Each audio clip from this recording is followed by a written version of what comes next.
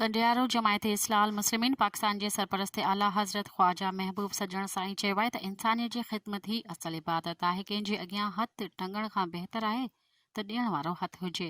जॾहिं उहा ॿियनि ज़रूरतमंदनि जी का मदद कंदा त अल्लाह ताला अव्हां जी मदद कंदो। हिक ॿिए जी मदद करणु सुठो अमल आहे। अहिड़ो इज़हार हुन कंडियारो में जमायत इस्लाह मुस्लिमीन पाकिस्तान सूबाए सिंध जे 36 ज़िलनि जे मजलिस आमला जे प्रोग्राम में ख़ासि ख़िताब कंदे कयो।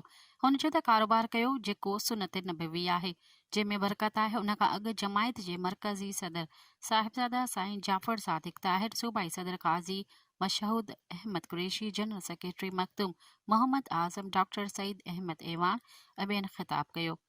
जरत मौलवी इसरार अहमद, मौलवी ग़ुलाम मुश्तबा राहूचो, डॉक्टर अब्दुल सलाम, डॉक्टर सईद अहमद ऐवान सेहत जा असूल, सोशल मीडिया जी किरदार ऐं तंज़ीमी अफ़ादियत जे मौज़ुअनि ते लेक्चर ॾिना। मजलिस आमला जे प्रोग्राम सिंध ऐं बलूचिस्तान जे 36 ज़िलनि जे उहिदेदारनि शिरकत कई, तंज़ीमी रिपोर्टूं पेश कयूं। इन मौक़े ते मुख़्तलिफ़ शोबनि में नुमाया कारकर्दगीअ जो मुज़ाहिरो करण ते मुख़्तलिफ़ ज़िलनि जे उहिदेदारनि खे शील्डूं इनाम ॾिना विया।